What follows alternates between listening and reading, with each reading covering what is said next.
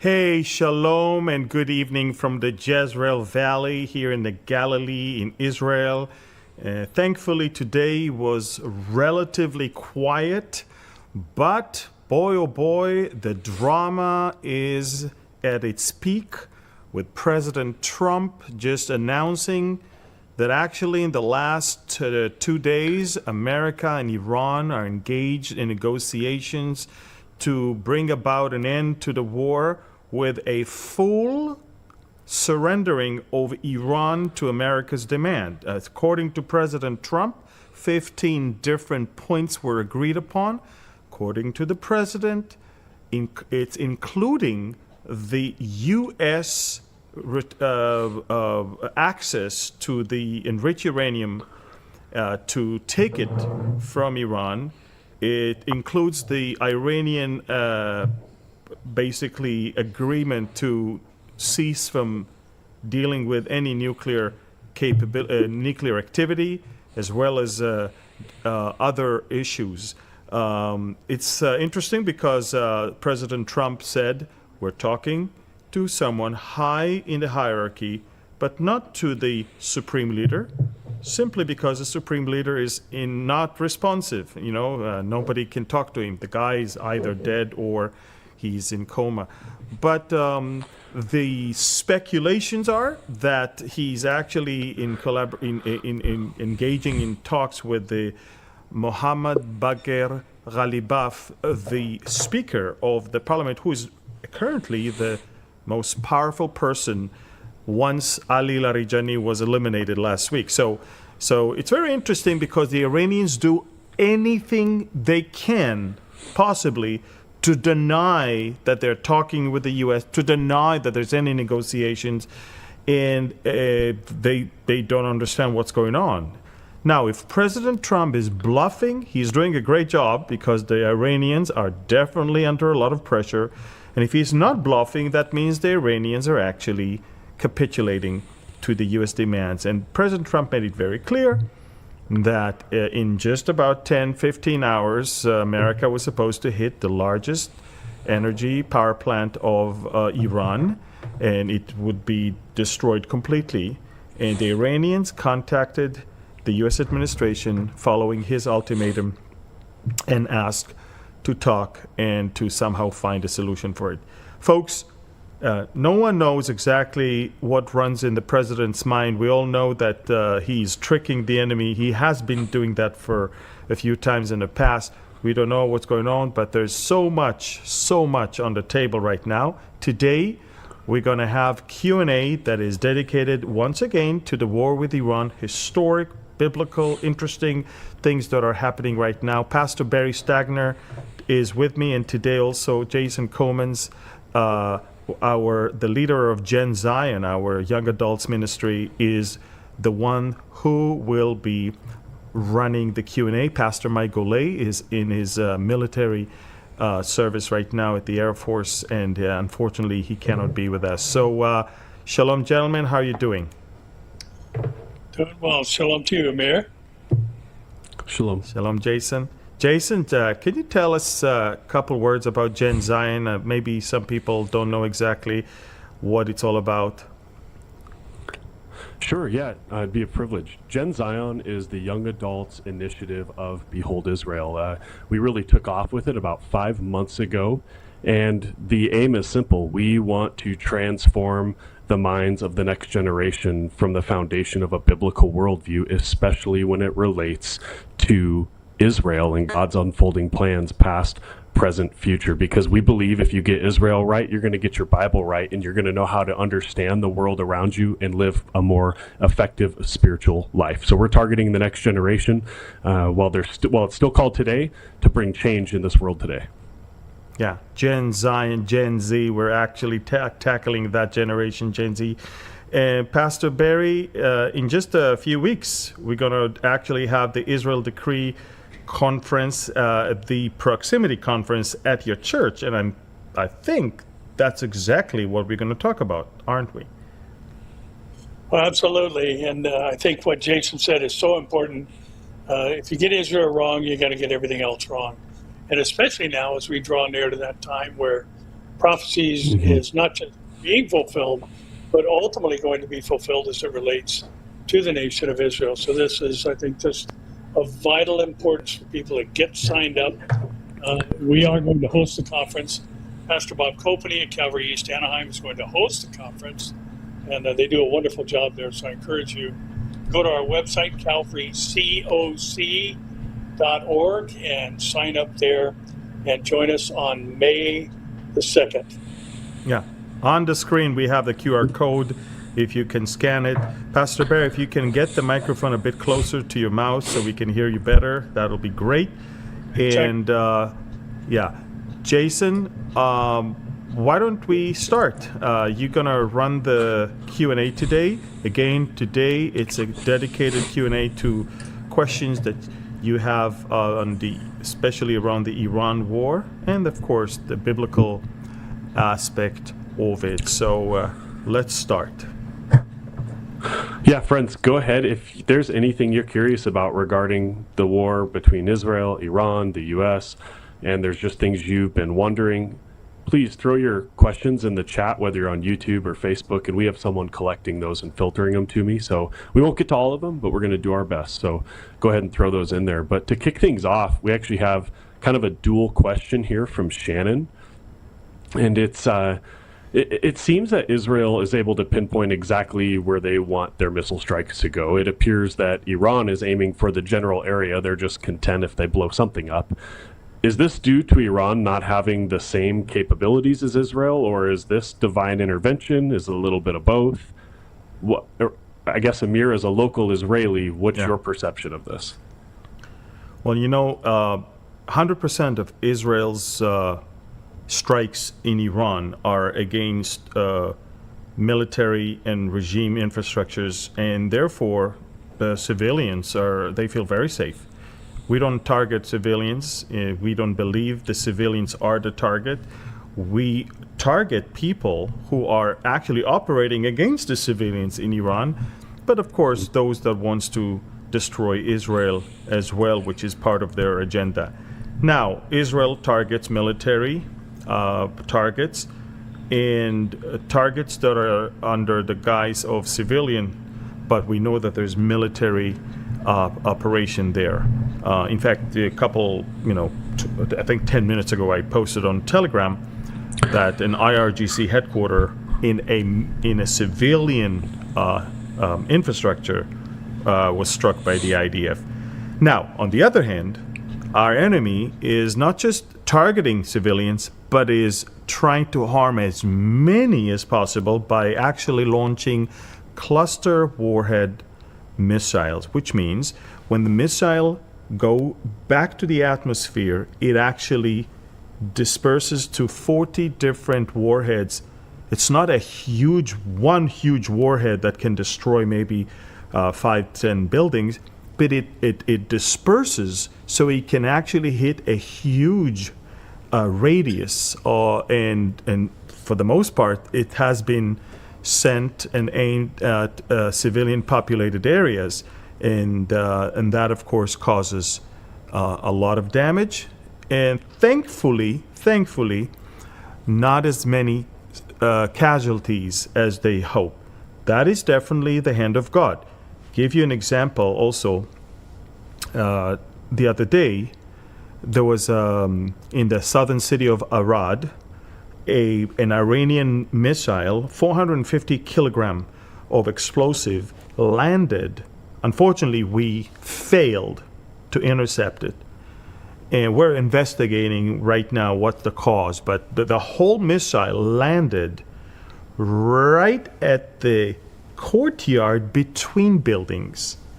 And therefore, it did not destroy completely any one of the buildings. It caused a lot of damage, but all the people that were in the bomb shelters were safe, and anyone that was not was injured, but no one died. Now, if that missile would have landed on the building, on one of those, all of the people would have been killed, because 450 kilogram of explosive with the velocity that it comes would have destroyed it, even with the bomb shelters. So we see the hand of God, we see the mercies of God, we see the grace of God, we see it's unbelievable. If you judge what has been sent to Israel, nearly 400 missiles, and what has hit, less than 8% of them, 92% interception rate.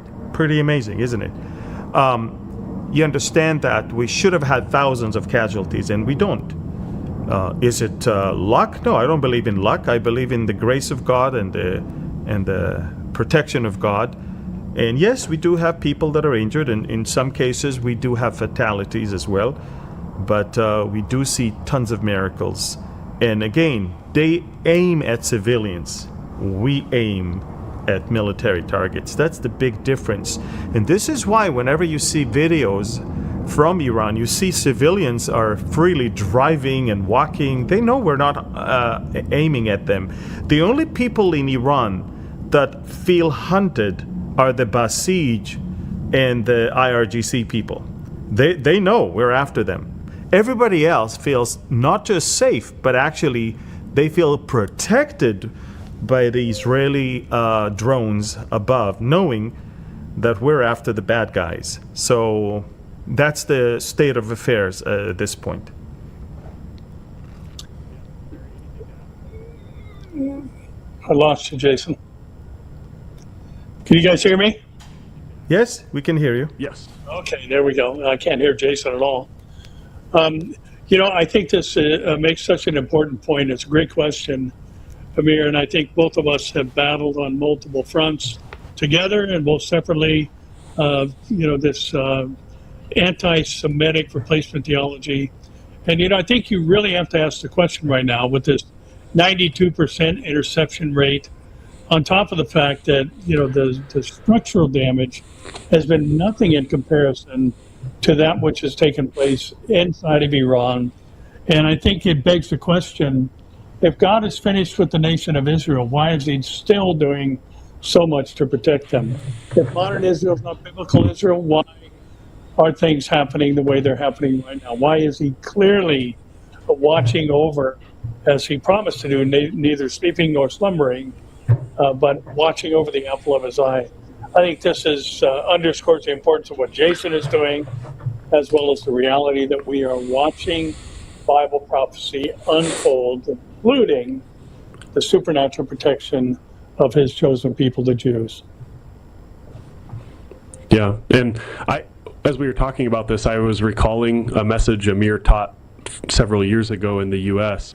He taught a message called, "Why Should Christians Support Israel?" And in this message, he actually shared a headline that, I don't know if it was the Palestinians, some terrorist group, had said their claim was that the God of the Jews keeps redirecting our rockets when we attack.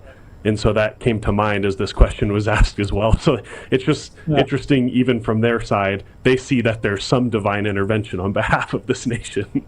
But moving forward, the next question that came in anonymously, I think Pastor Barry will kick off with you, but if no negotiations are currently being held, as Iran has stated, where does Israel go from here? And I would add, or the U.S., like, what's next? Can the escalation go nuclear? Because I think it was just yesterday, if I'm not mistaken, that President Trump tweeted or put on Truth Social that the Iranians now want to talk.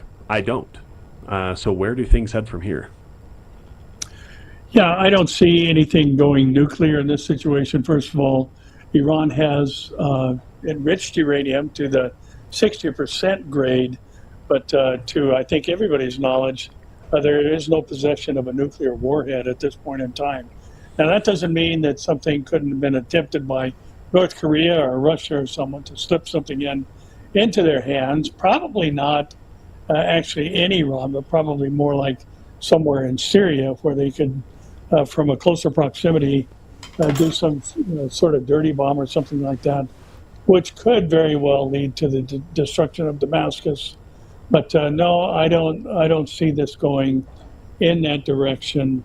But I think the potential for this being a catalyst for the onslaught of the Ezekiel War is very, very possible. But it'll be interesting. I think Amir started off with something we all need to be paying attention to.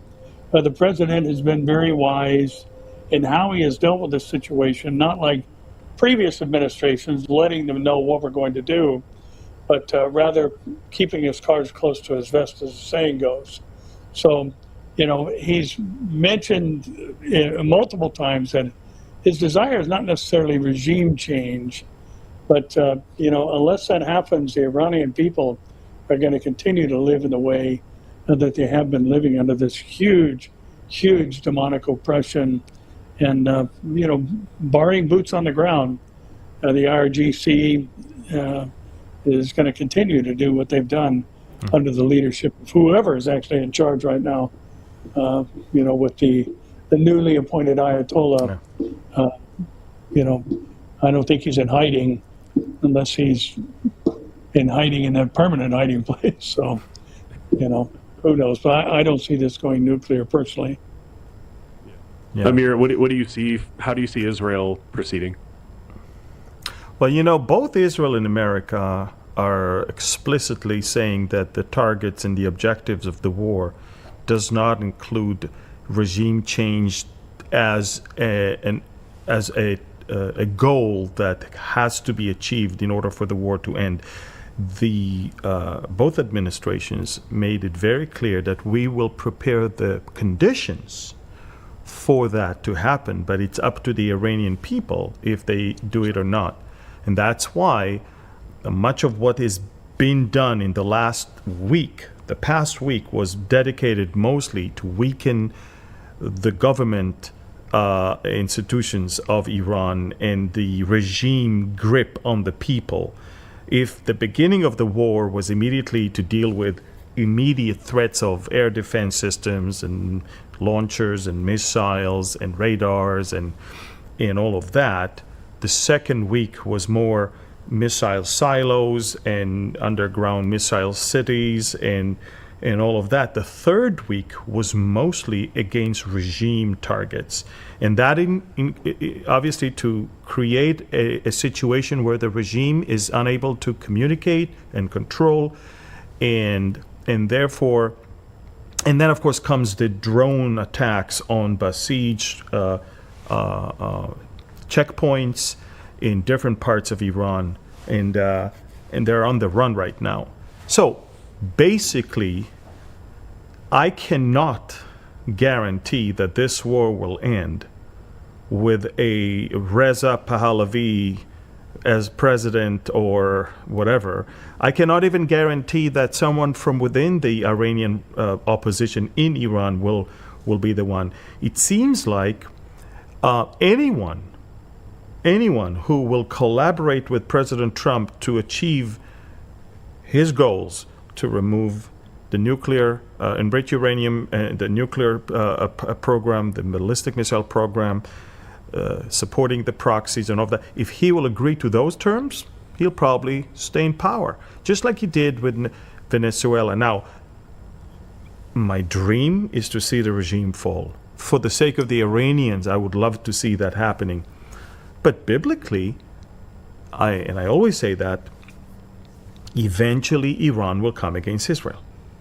So, from where we are right now, fighting the IRGC and the Ayatollahs, to Iran attacking Israel again, I don't know what's going to happen. Are the Ayatollahs going to fall and then there will be a friendlier regime? Maybe. Are we going to have some sort of an Ayatollah that will just kind of collaborate with Trump until Trump is out of office? Could be. Even if there is a new leader and peace with Israel, at some point it won't stay there, because this biblical truth that Iran will join the coalition against Israel is something that is an anchor that I can trust. It's biblical. I don't look at circumstances. I always look at biblical anchors that I can find, and anything between them, it's speculations. Now, I can speculate, but it will be my own opinion. Biblically, the true and real freedom of the Iranian people will come after the Ezekiel war, when the evil regime will be defeated, and then I believe they will be free from this ideology of radical Islam, which is the root of all of their problem right now. That's right. I think that what you mentioned is so interesting, just the reality of inevitability according to the Bible. Because there's so many things that we try to tell ourselves can make the world a more comfortable place in the here and now, and there might be temporary seasons of reprieve, but ultimately the Bible is the anchor for what we know is coming, and we have to live in light of that. Moving forward, Genevieve has a really interesting question, and I think too, if you're a new listener to Behold Israel or to Barry Stagner, but this is one of the first times you've tuned into one of these Q&As, I think it's important to understand the biblical and world history about how, just realizing how far back the tension and conflict goes biblically. Because Genevieve asks, how does God's promise to Hagar via Ishmael fit into end times prophecy? So what I really want to hone in on here is, and beginning with Amir, I think it's interesting that one of the greatest geopolitical, if you will, issue on earth stems all the way back to Abraham's refusal to wait for the promise through Isaac. Did you guys lose me? We lost your video. We can hear you. Okay. Oh, let me allow you to answer this first, though. But it stems all the way back to Abraham's impatience and Abraham's sin. But God also made a promise to the descendants of Ishmael. How does that fit into what we see in the world today? Well, how does that fit into this conflict? The problem that we have today is that those who receive the promise prefer the promise that was given to someone else and fight to get the fulfillment of the promise that was given to someone else. Ishmael was greatly blessed. And if Ishmael would only hold on to the blessing and the location and the geography that he was given, everything would have been great. The problem that we see now is that the descendants of Ishmael wants that which was promised to the descendants of Isaac. And we know that the son of promise is Isaac. Not that Ishmael was cursed. He was never cursed. He was actually blessed. But the thing is, when you believe that you are the son of promise, and that's, by the way, the sad thing about replacement theology. People come and they to the people of promise, to the people of covenant, and they say, now you lost it, now it's ours. And the attempt to take that which was given to a specific group of people is the source of the problem, not the solution. It's the source of the issue, not the outcome of any. And this is why I do believe with all of my heart that whenever people are satisfied and content with what they receive, they'll be greatly blessed. But whenever they are not, and they want that which is not theirs, that's satanic and diabolic. And I honestly believe that whenever it says they say that they are Jews, but they are not, but nothing but the synagogue of Satan, that's exactly it. They are not what they say they are, and therefore it's satanic. Therefore, it's not of God. And so when it comes to the sons of Ishmael, when it comes to the descendants of Ishmael, they have been greatly blessed. Go to the Arabian Peninsula, go to Dubai, go to Saudi Arabia, go to other places. You cannot say they are cursed. In fact, a lot of countries around the world wish they had that wealth and blessing, and some of them might say, we could have done better things than that, but still, it's far away from being a blessing. But whenever they come against God's people, and whenever they start fighting against God's people, they see nothing but the anger of God come upon them, and they see nothing but curse that comes upon them. And no one in this world will ever see blessing when he comes against those whom God called mine. You cannot show me one country, one empire that lasts whenever they came against the people of God. Now, it's not because Israel is perfect, it's because God promised that. It's the plan of God, it's the heart of God, it's the word of God. And you come against that one, you're in trouble. Barry, you may have something to add. Yeah, I do think it's interesting, Amir, that the Genesis narrative tells us, that he is going to be blessed. 12 nations will come from him. But it also says he'll be a wild man, and every man's hand will be against him. And we're seeing, this component, even though as Abraham pleaded with God, oh, that Ishmael may live before you. And the Lord just simply gave a one-word answer. He said, no. He said, no, this isn't the group that I'm going to bring the Messiah into the world through, and the chosen people of God. So, we're watching that particular element of being manifested today. And, watching these things unfold, Amir, I think just reminds us, and I think it's healthy for us to keep in mind, and what you were pointing out earlier regarding what's going to happen eventually with Iran, Russia, Turkey, Sudan, and Libya, is because he's not simply foretold it, he has foreseen it. And therefore, that's why I think history in advance is an appropriate way to view Bible prophecy. So, Ishmael, whose name actually means God hears, but, most of the Arabs are calling out to a non-existent deity. And this is yielding what was said of Ishmael, that he is a wild man. And people are turning against, what's come out of the Arab peoples, and that is Islam. Yeah. All right. And so thank you both. Moving forward to Paula's question. In your opinion, regarding the Ayatollah regime versus Reza Pahlavi, does he sincerely want to restore Iran? Are his intentions to rebuild the country? And Pastor Barry, I think if there's some new listeners who maybe aren't familiar with the history of the Shah, maybe just fill people in a little bit to show them what it was like before the revolution, and then what you anticipate moving forward. Yeah, I think everybody would do well to maybe jump on YouTube, since most of us spend time there anyway, and look up videos of pre-1979 Iran.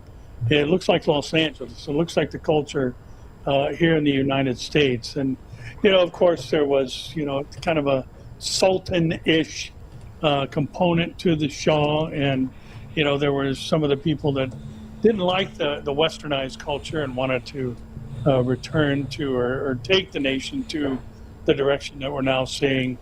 But, it is interesting, Jason. I was in Turkey back in 2012, and our tour guide pointed out two women walking down the street who were in full burqas.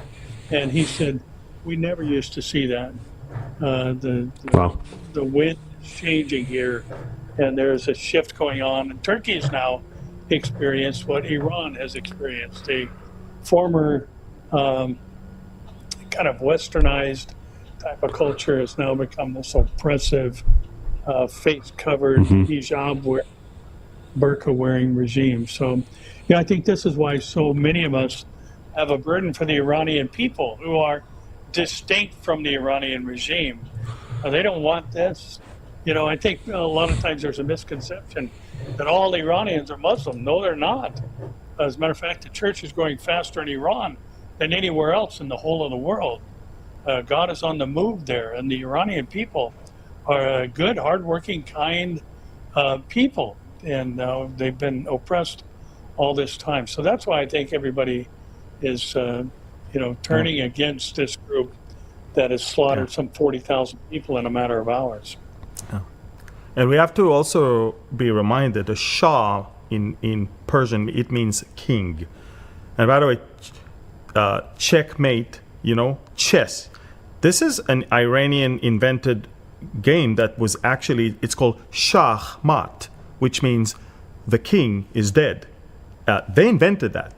And basically, as a king, it wasn't a democracy, okay? It wasn't like, It was obviously way more westernized and free, but it was still a monarchy, so to speak.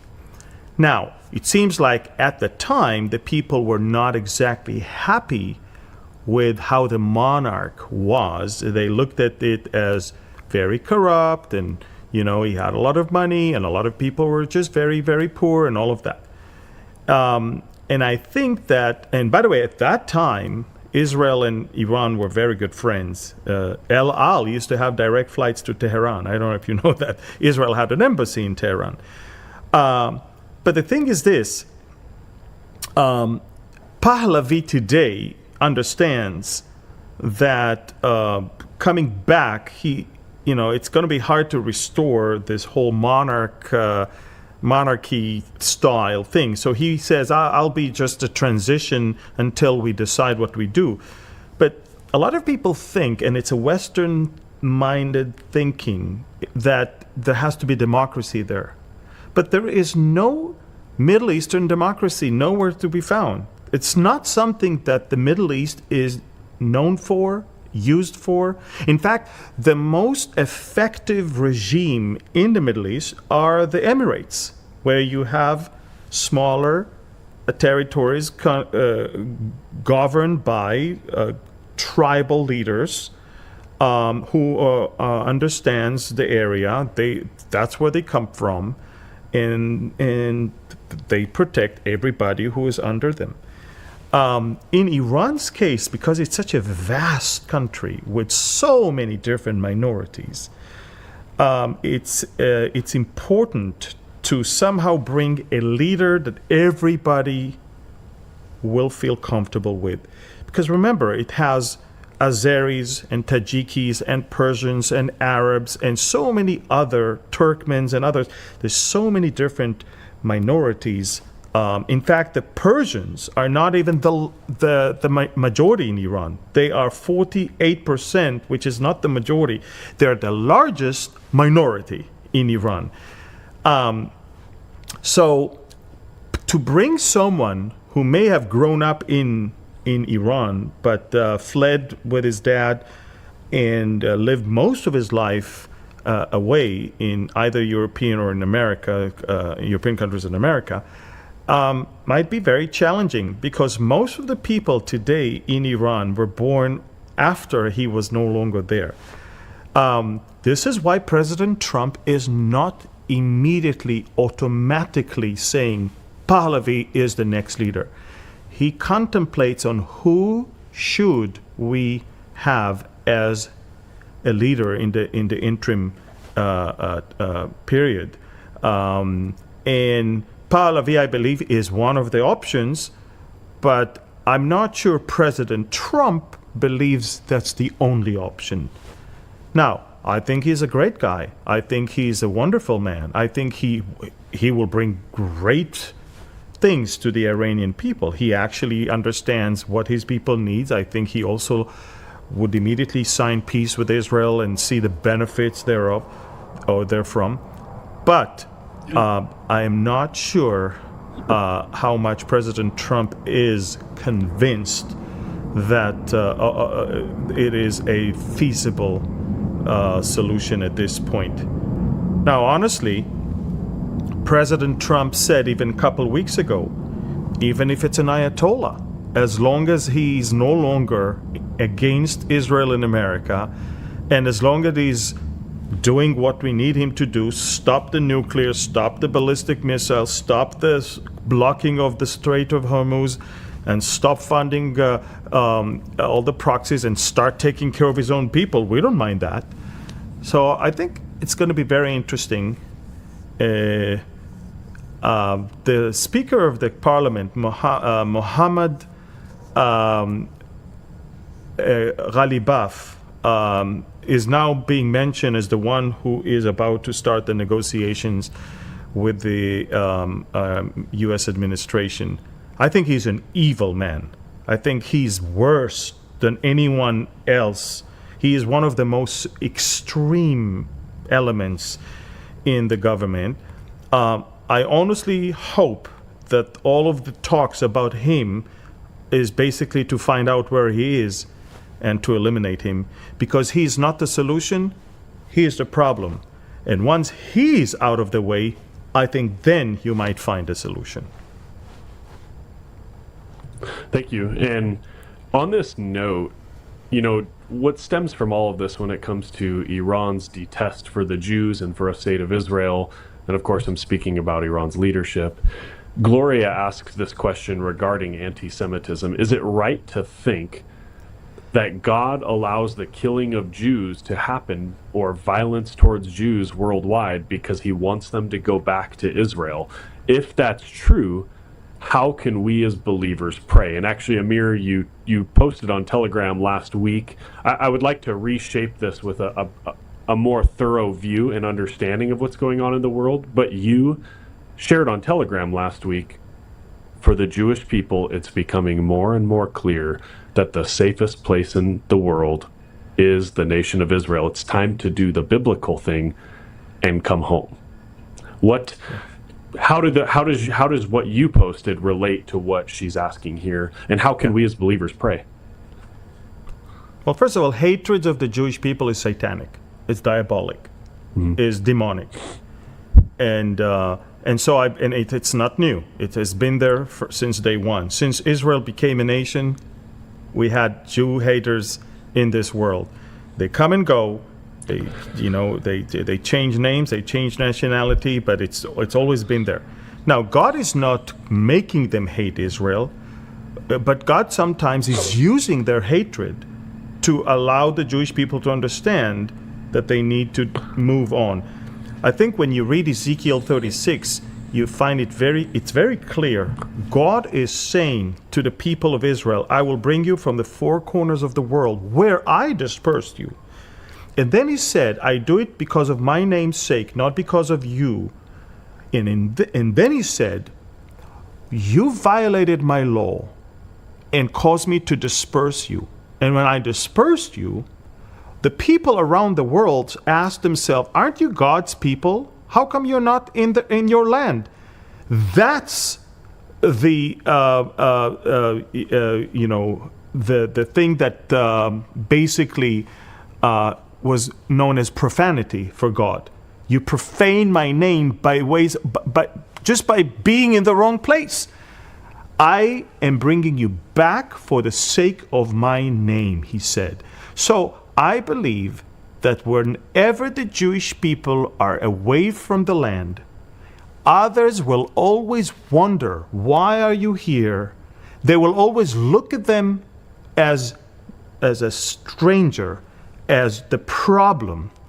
And that is an insult to God, who already prepared a place for them and gave it to them for eternity. So what I'm trying to say is, I understand if there's a Jewish guy in the UK or in France or in Germany that was born there, his parents were born there, their parents were born there, but at some point we have to stop this and say, okay, I understand I'm third, fourth, fifth generation, but the real place where I need to go, where I should be, is the land of Israel.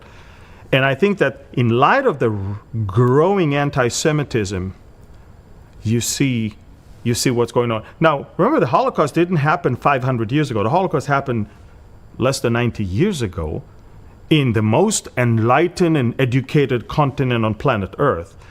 And yet you could see that even though the Jewish people were nothing but an amazing contributors to the culture of that time, they were looked at as the problem, and you do not belong here. It's not you.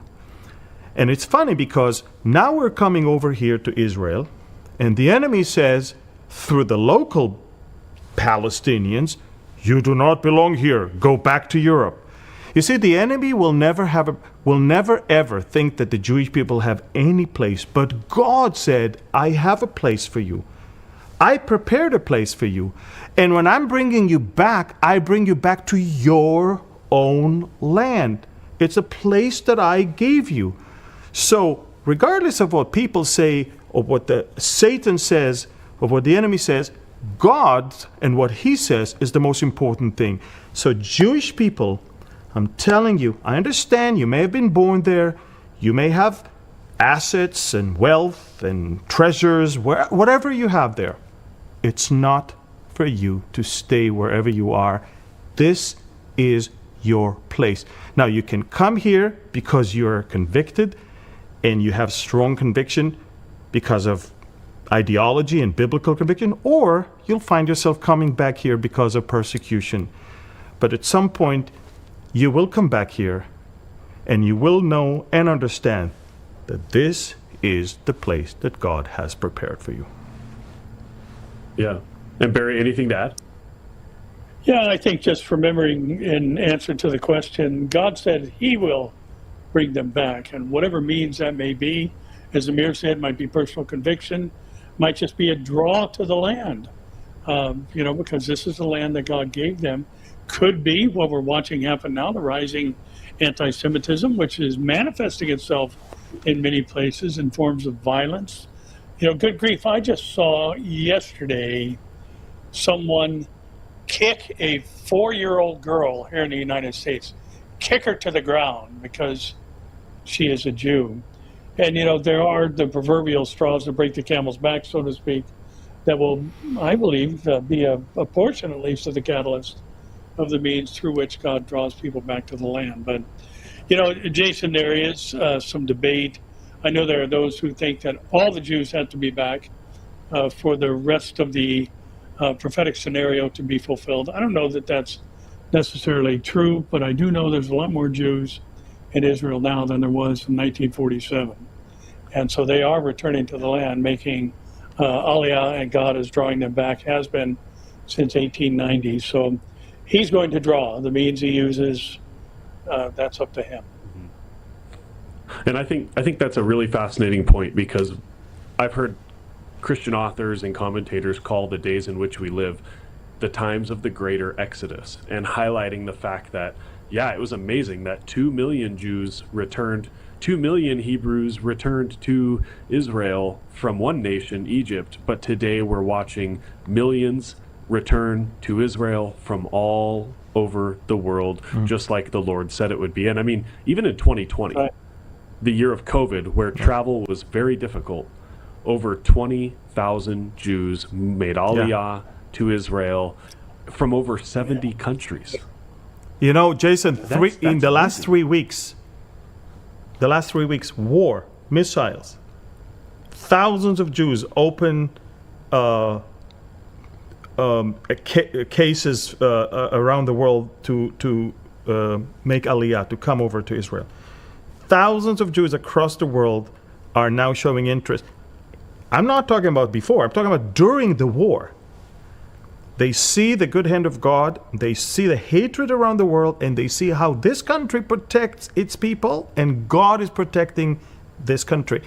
And I think that, eventually the Jewish people will be back. There's no doubt about it.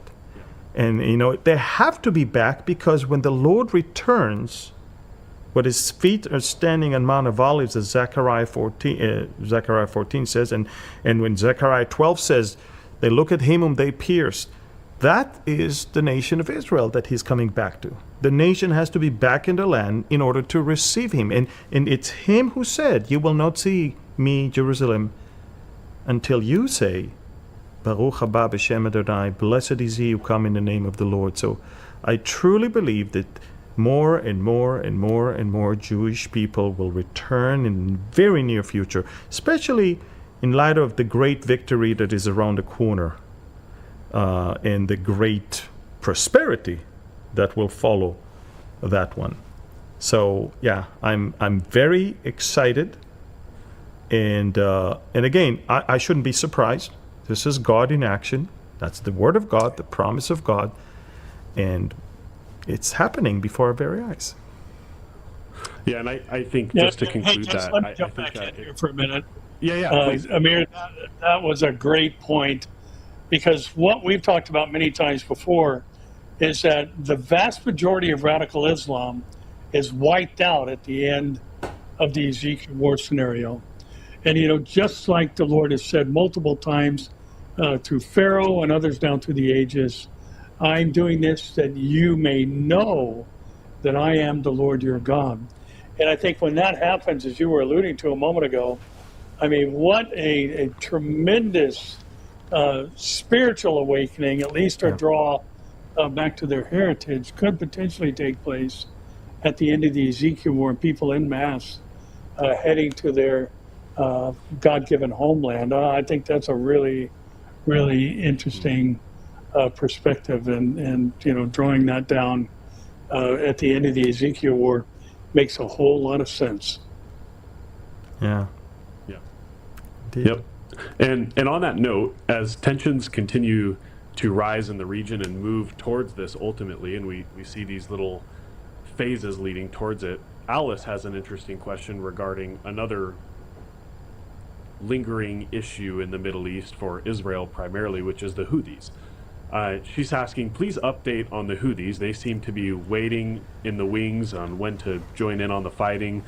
Is it going to be... she's asking if it's after Hezbollah is finished. To me, it makes more sense that they're going to jump in and be an annoyance while Israel's already dealing with multiple fronts.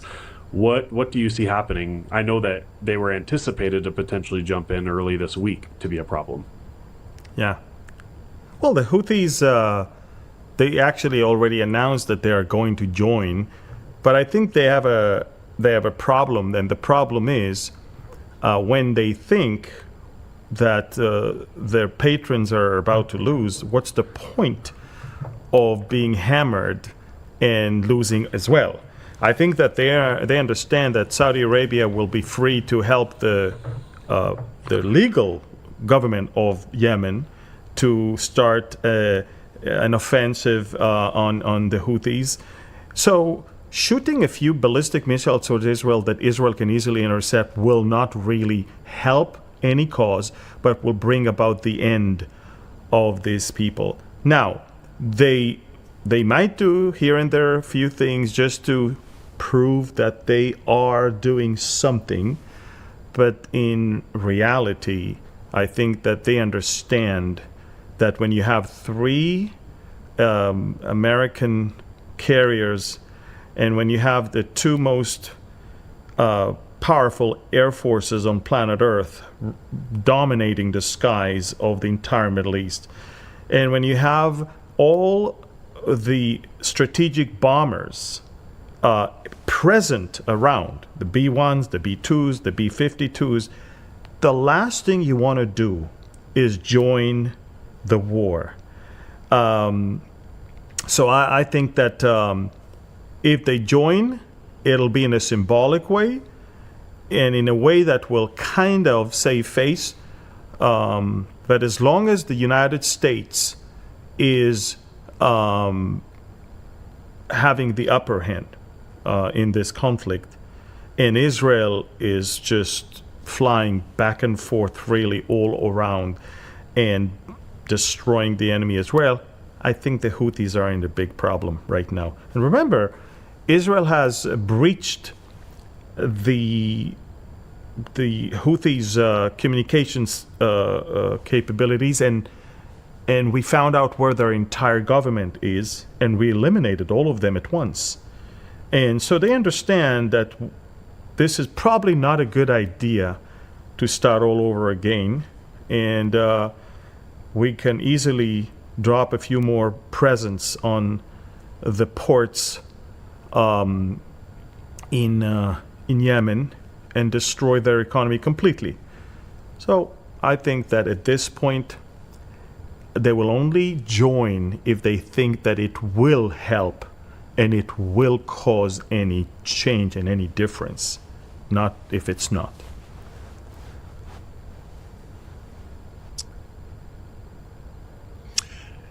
Yeah, I think, a token More questions. could very well happen. But, I mean, watching the world scene and what's been happening with Israel and the U.S. in both Iran and what's been happening with Hezbollah, Hezbollah decided to jump in, and look what's happening to them. I don't think the Houthis are going to say, hey, you know what, let's have our country blown to smithereens. And so we can just say, we got in this.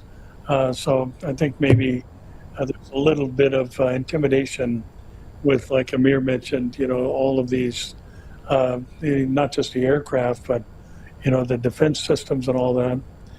So it'd be foolish. So most likely, they'll lob a few rockets and say, hey, we're there for you, Iran and Hezbollah. But I don't see any major attempt to turn the tide of this war in the favor of Israel's enemies. Not going to happen. Yeah. And so with the 10 minutes we have left, there's another really important question that came in that is super relevant, especially amongst my generation and Gen Z. Abigail's asking, what do you say to someone, and Pastor Barry, I'll begin with you. What do you say to someone who says the U.S. supports Israel too much, whether that's financially, blah, blah, blah, this whole facade of America first? And I call it a facade because the people who are claiming they're America first really are not America first in principle. It's a talking point, but they have no backing to it. And the phrase that comes to mind for me is, you never know, sometimes you don't know what you have until it's gone. So how do you respond to someone who makes such a claim? Yeah, I think the first thing is to encourage them to pay attention. I think that's a lot of the problem that we have in our world today, especially in some of the younger generations. The Iranians since 1979, at least the regime, has been basically as their mantra repeating, death to the great Satan, death to the little Satan. That's America and Israel. And so, for us to supposedly the dog getting wagged by the tail, as so many are accusing our president of being basically pushed forward by Netanyahu. I think Netanyahu had the classic response to that accusation, which was, nobody tells Donald Trump what to do. And, so I think we just need to give some of the young people who have been indoctrinated on many of our university campuses a good dose of truth. Because the reality is, this is a spiritual battle at its base. And I think especially young Christians need to understand that all things are drawing down to that 70th week of Daniel. Israel, according to the Bible, is going to take center stage in the world. In Zechariah 12:3, they're going to become a burdensome stone to all nations. We're watching that happen right now. Even though, as we saw the heinous actions of Hamas on October 7, 2023, it was just days before the world started to turn against the Jews. It makes no sense. So what we don't want to do is align ourselves with the wrong side. And I think we have to understand that, we have a president now here in the States who thinks more like the Prime Minister of Israel, in that they recognize that the words that are coming out of the mouth it's not just hyperbole or bloviating, it is a real threat. And their desire is to take out the United States. And, who they consider, because of our westernized culture, and certainly Christianity would play a part in that, they want to see us eliminated and the influence that the U.S. has had. So I think we just need to recognize what the facts actually are. It's not simply, hey, Israel's in trouble, let's do whatever they tell us to do. That's not how things have been operating. Our president responded to a real and present danger from the Iranians. And I think the Europeans are now maybe kind of shaking their heads and waking up a little bit, realizing that there are ballistic missiles that can reach them too. And they should have been in the game from day one. But, again, I think we need to understand this primarily biblically, that the world is drawing down to that final point where God's attention is going to turn to the nation of Israel. The 70th week of Daniel is going to be fulfilled, and all of these things are precursors to what the Bible has said long ago. We happen to be a privileged generation, as difficult as they are to watch unfold right before our eyes. So I think they need to pay attention to what is really being said, really being done, and how this all relates to Bible prophecy. I want to and come to understand. Go ahead. Yeah. No, I want to remind people that much of our teachings on that topic, as well as other topics related to America and Israel, Bible prophecy, are not only done online, but we also sometimes create conferences where we talk about these things. Our upcoming conference is Proximity, and it's going to be on May 2nd at Calvary Chapel of East Anaheim's facility, but it's organized by Calvary Central OC. And that's the QR code. If you want to join us, Pastor Barry and myself will teach from the book of the Israel Decree. Of course, we're going to teach the Bible, but obviously the topic is the Israel Decree. But also, if you want to join us for a whole week of Bible prophecy, teaching, and fellowship, and worship, and great time together in Alaska during America's 250th birthday, join us to our Alaska cruise this coming July. That's the QR code. We still have a few spots left, and we would love to not just see you there, but also spend time with you and fellowship in person with you as well. So that's the QR code. We still have about 100 spots left, and we would love to see you there. I also want to remind my Japanese followers that the next weekend, I think, not this coming one, but the one after, I'm supposed to be in Japan before the United States. And we have events in Tokyo, Nagano, in Sapporo, and in Osaka. And all of it is in beholdisrael.org. Go to the website. This is not only where you can find our upcoming events, but also if you want to help and support this ministry, that's the only place that is secure, and you should do it through. I want to thank Pastor Barry for joining us today. Thankfully, you probably saw me looking down. I was making sure there are no rocket barrages coming, because I could hear a few things outside, and I have a map in front of me of Israel and the threats that might come.